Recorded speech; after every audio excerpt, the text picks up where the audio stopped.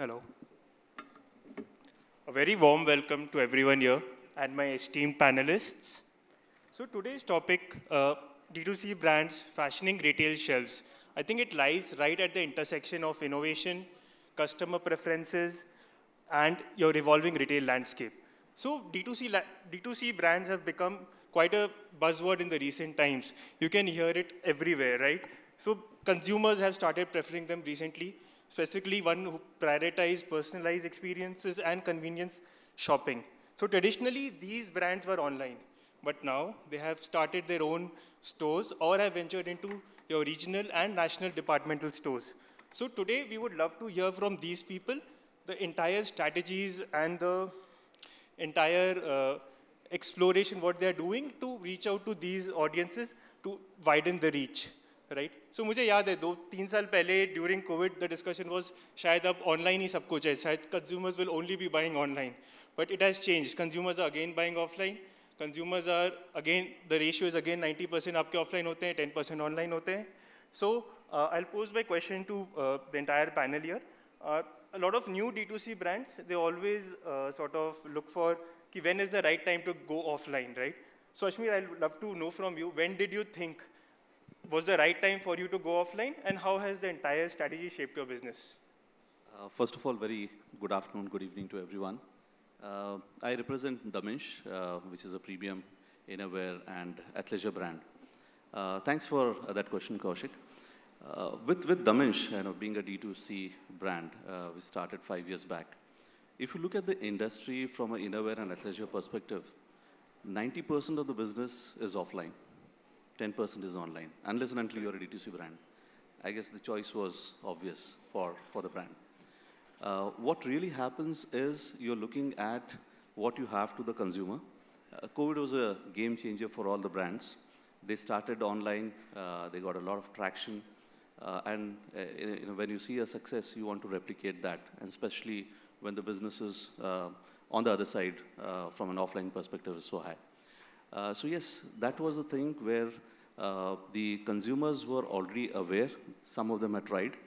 But there are a lot of consumers who were part of the TG.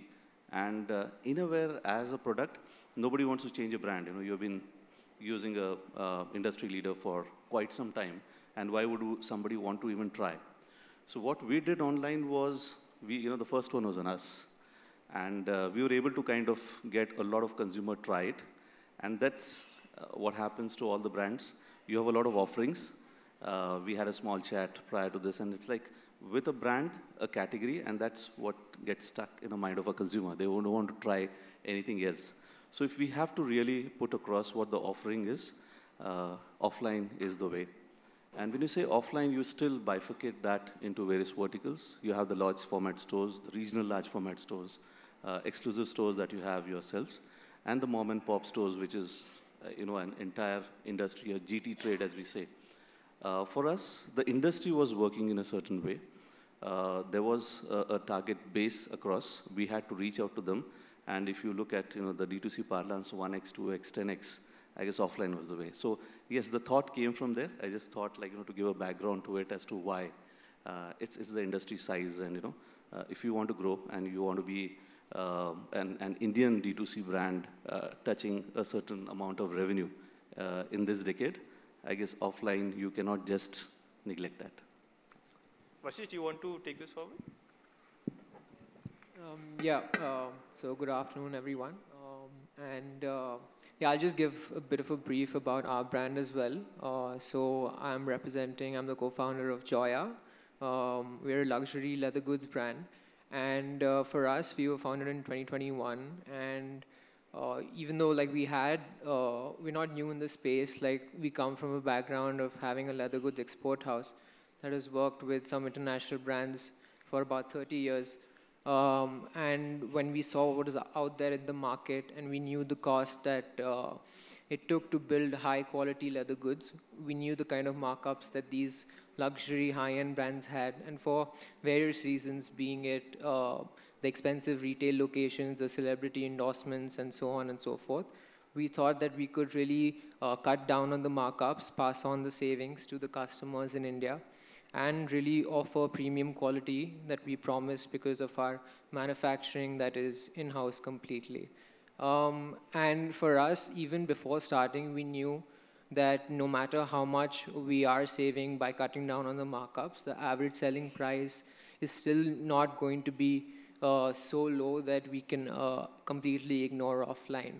There will still be people who will need to touch and feel the product, especially us being a young brand, a new brand, for them to be able to trust us. Leather goods is such a thing where, I can have the best shoots done, the best videos, the best photography, and try to explain it and communicate it in the best fashion online.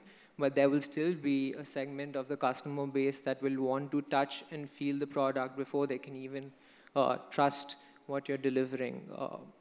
We have still, but even though we knew that offline is going to be a part of our strategy, we wanted to be educated and informed about where we do open our stores. And for that, the first few months is where we were seeing where the traction is coming from, tracking data online.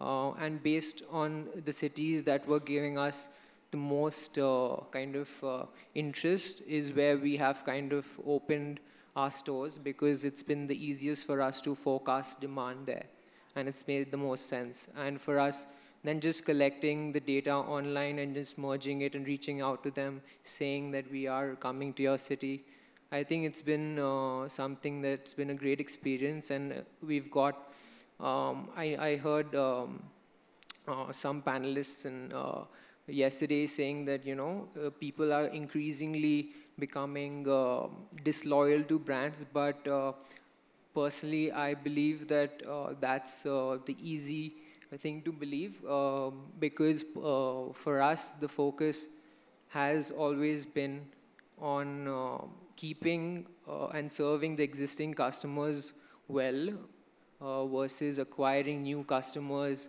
and newer customers, because and just give them the best experience possible, be it online and offline.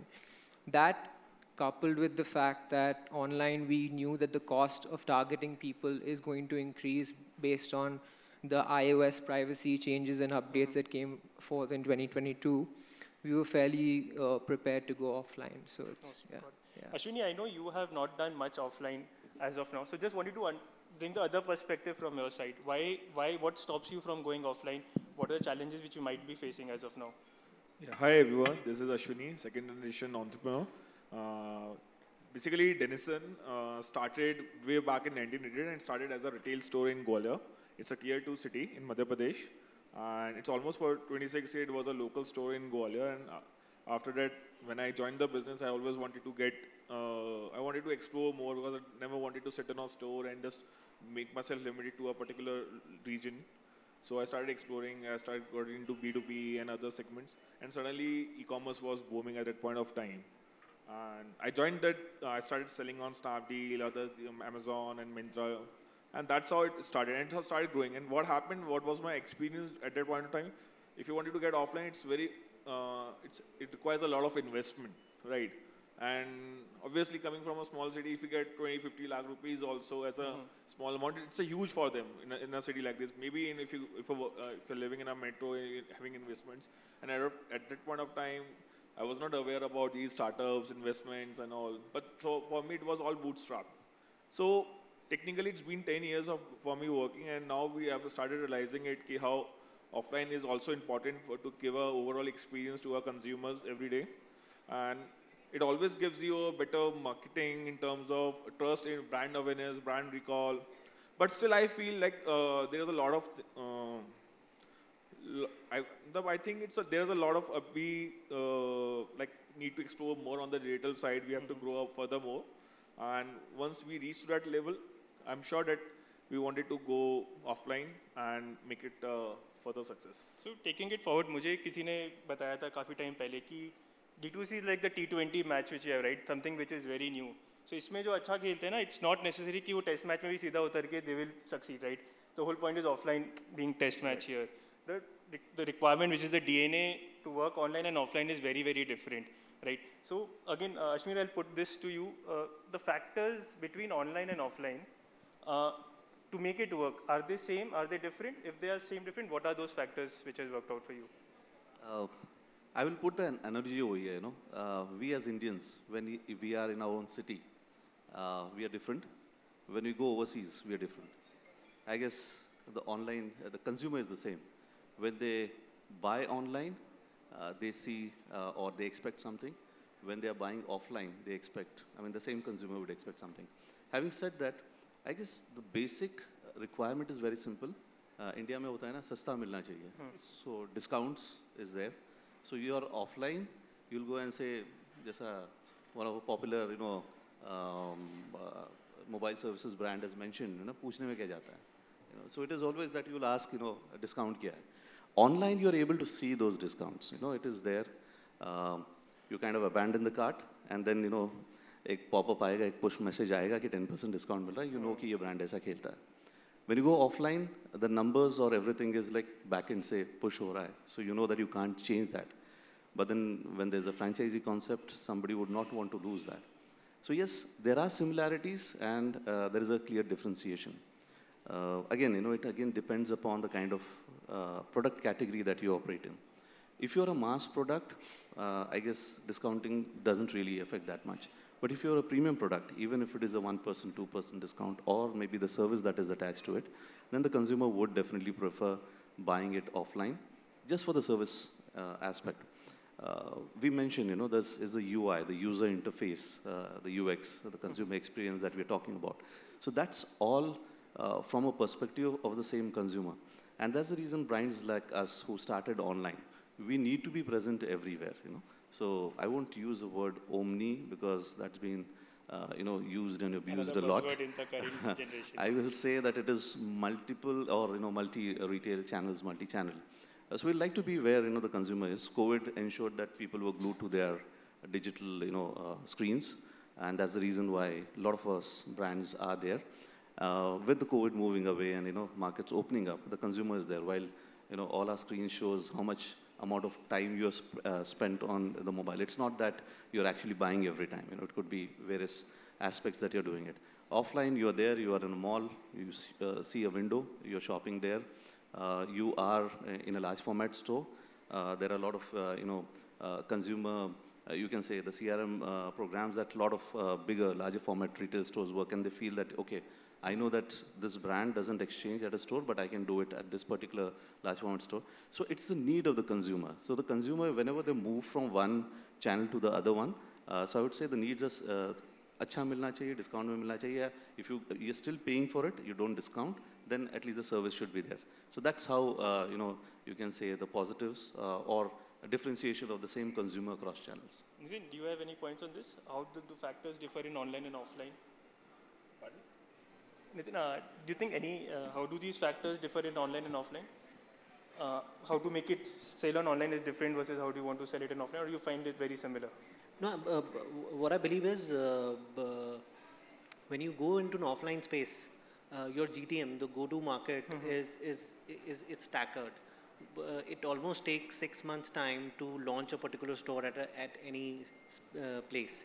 And what you're expecting is that a limited number of customers would be able to come into a particular stores. So the success will only come through once you're able to have multiple stores at multiple locations so that the customers are coming in. And every time it'll take 6 months for a store to get live onto a particular place wherever you've decided on to.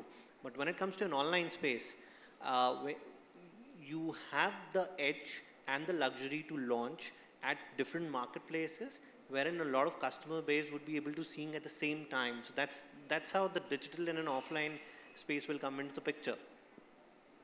Got it. Vashisht, I'll put this to you. I think you guys have launched your offline very recently. So any challenges which you faced moving online to offline?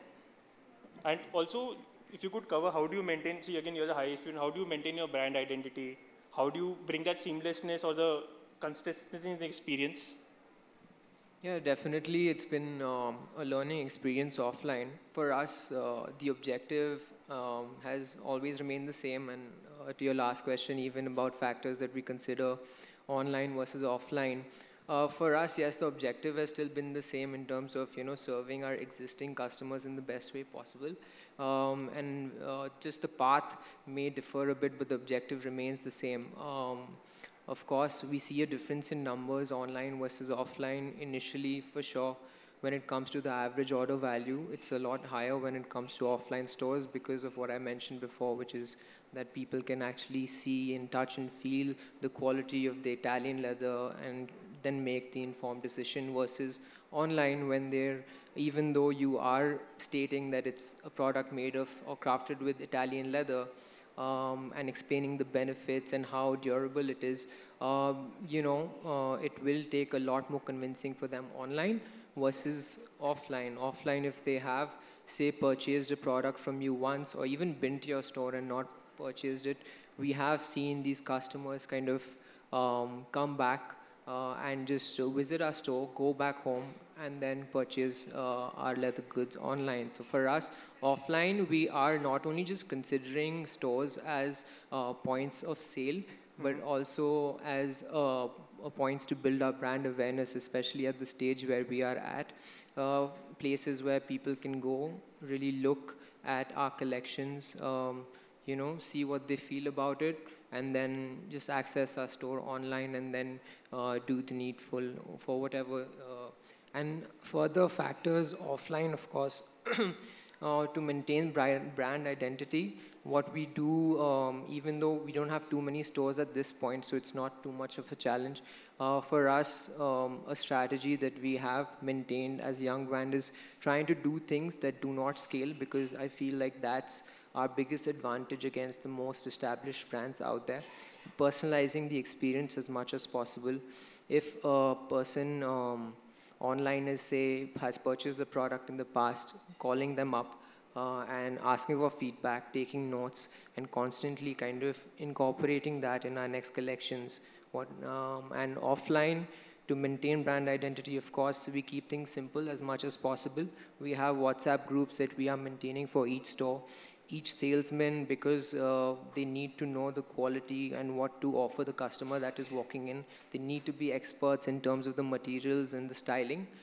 So they do visit our factories and get trained for a couple of months, where they are trained in the entire process of making the leather goods, right from the testing of the raw materials, how they are tested.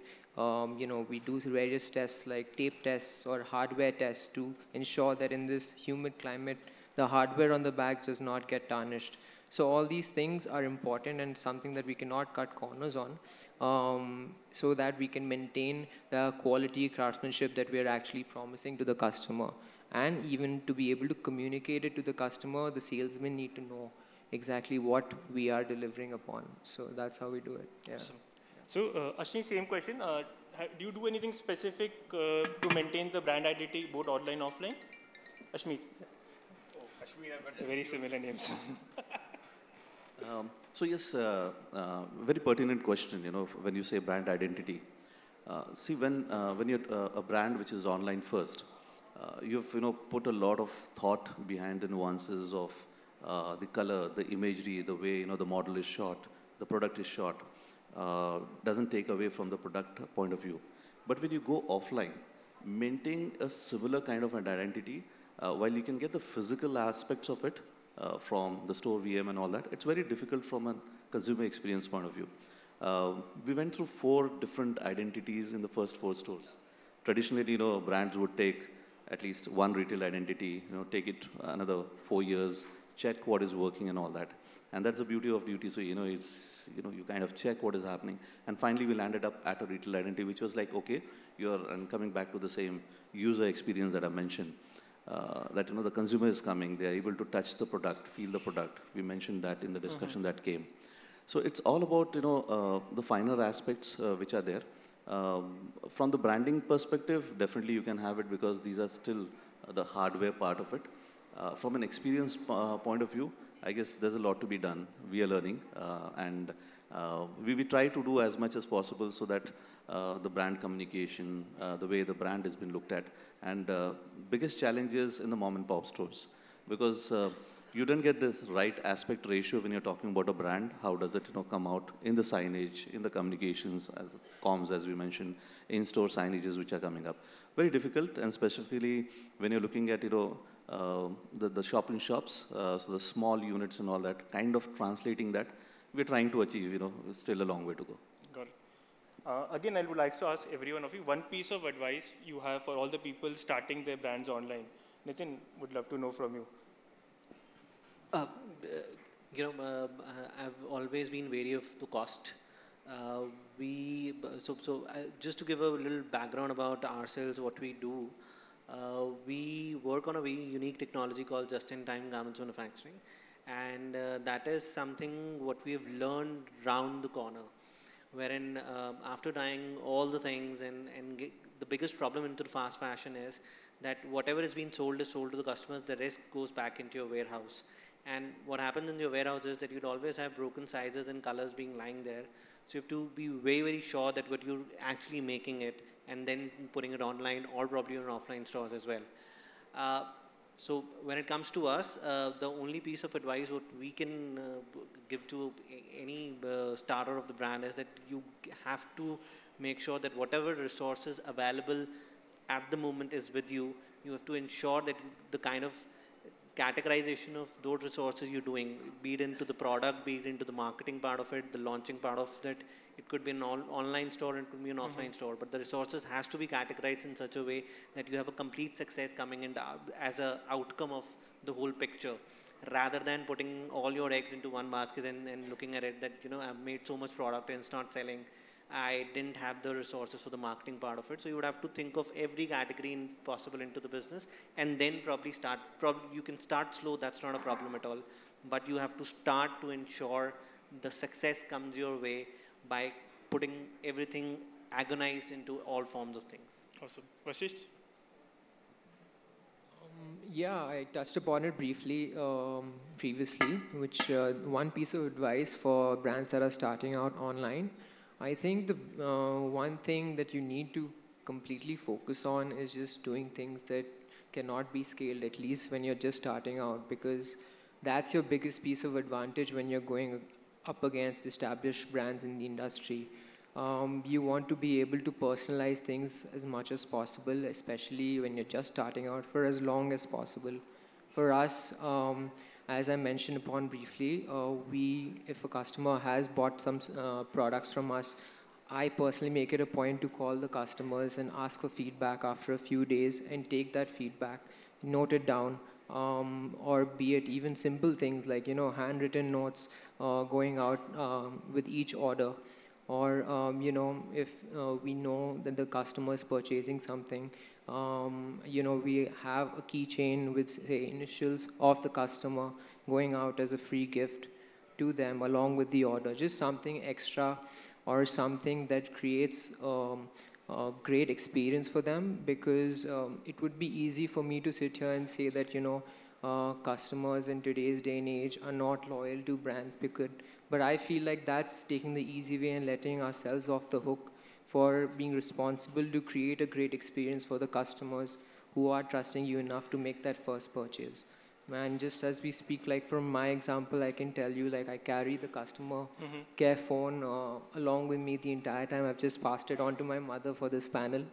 But, I want to be able to be as much in touch with our end customers as possible.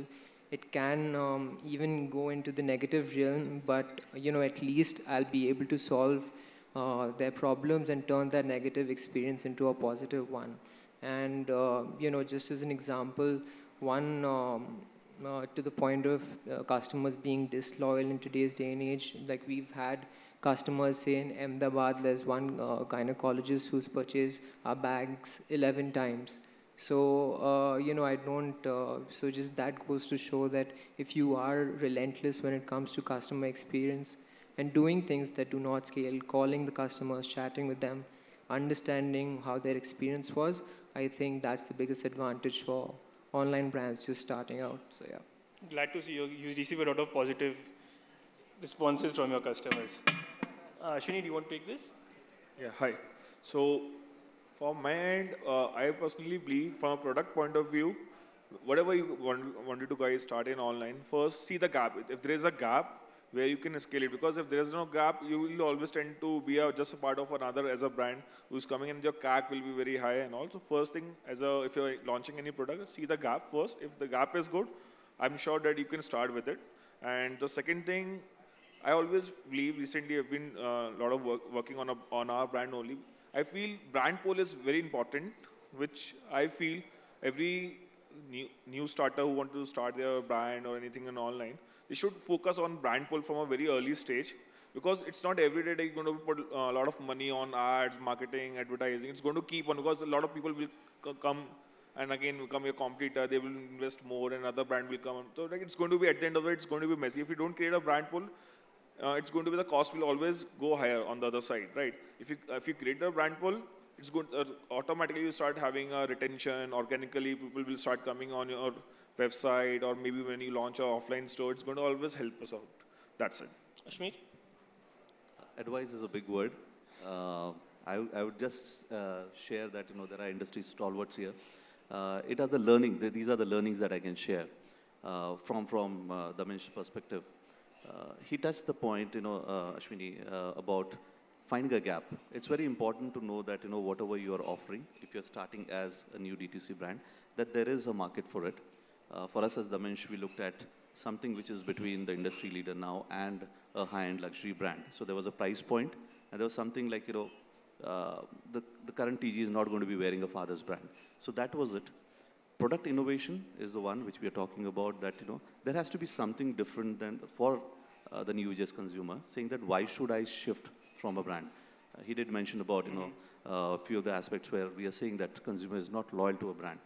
They're not loyal is a big word. We can say that, yes, if there is something different for the consumer to try on, why would not?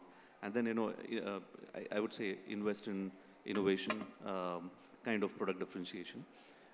The third point would be obviously to look at each and every aspect from, a try or, before you, kind of introduce a product. There's a lot of sampling that happens. It was in good stead for us as a brand that the first one is on us. I didn't mention about it. Sustainability is a big point that everybody is discussing about. We as a brand talk about slow fashion, recycled, PET bottles being utilized in our products. So these are the ones which are touch points, which are learnings for us. And you have a kind of a segment who really, kind of looks at that. And if you are able to kind of look at all these aspects, both online and take that to offline, I guess you've got a good measure amount of, basic level KPIs to work on to have a successful launch for your product. Wonderful points, Ashmeer. Before opening the question to the audience, I think some of the things which we have learned is clearly, one is you have to be where your customer is. That is the most important thing. Second is online, offline, there's no right time, but what needs to be understood is both are very different business. You need to be sure about the right success factors on each of them and then sort of target those. Third is, I think, innovation, which Ashmeer mentioned. I think in a very competitive marketplace, innovation has to keep coming. That is where the entire crux lies. So while now it's easy to go online, what is difficult is all your categories have established brands. So it's very difficult to succeed. Going is easy, but succeeding is difficult. Any questions from the audience? Yeah, please.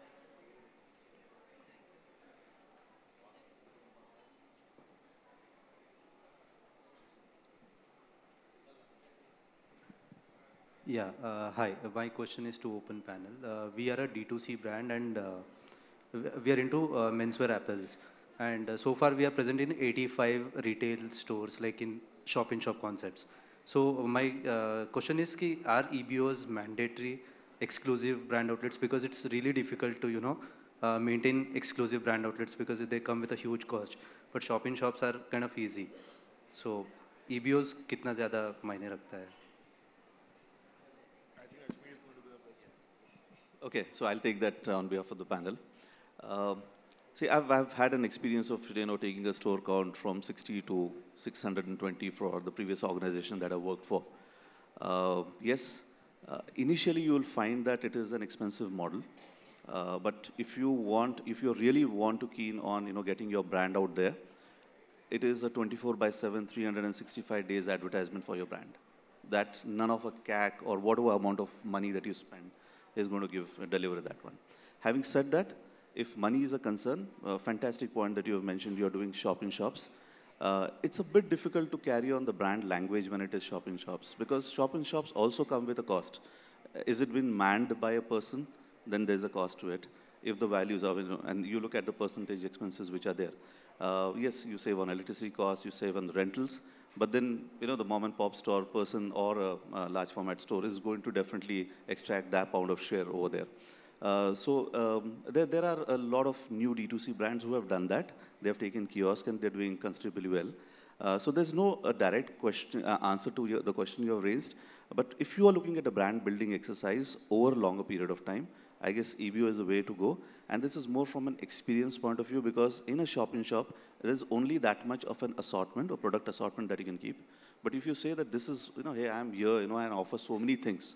So for us, like a premium innerwear and athleisure, nobody want to buy athleisure, saying that innerwear, and I like their innerwear, but have they felt the product? So for that, definitely you can start slow. Look at the some points we mentioned during the discussion. It was like you have a square, the pin codes, worked out, and then, you look at where you can position your EBO, and then start over there. I guess that's how it is. Take step by step. Thank you, Ashmeer. Any more questions? Hi. I just want to ask something. I mean, a recent study says that, the online frenzy in the metros or in the tier 1 cities has started to, slow down. And the frenzy is trickling down to tier 2 and tier 3, and eventually to again start to slow down. So what do you think, gentlemen, that, this story of going online, you find your customers right at the click of the button, and, and you don't have to share extra cost, what you have to do it in offline. Do you think that really the online story gonna stay the way offline have stayed over these years, and, the offline gonna stay in the coming years? What's your take on that? Nitin, go ahead. So I guess we can take this question.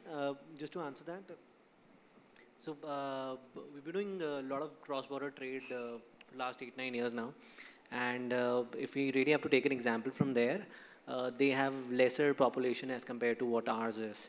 And there, the kind of transactions online has been improving and going to different heights every year. When it comes to India, look at the kind of mobile phones breach which already has happened.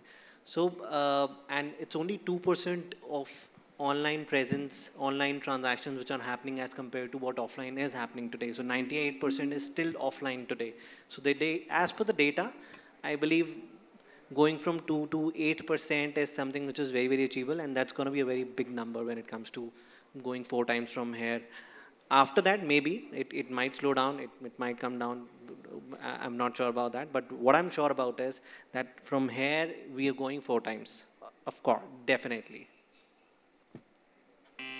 Ashmeer, you want to say Thank something? you, guys. No, fine enough. That's what I was on to talk about. Thanks, Ashwini. Thanks, Ashmeer.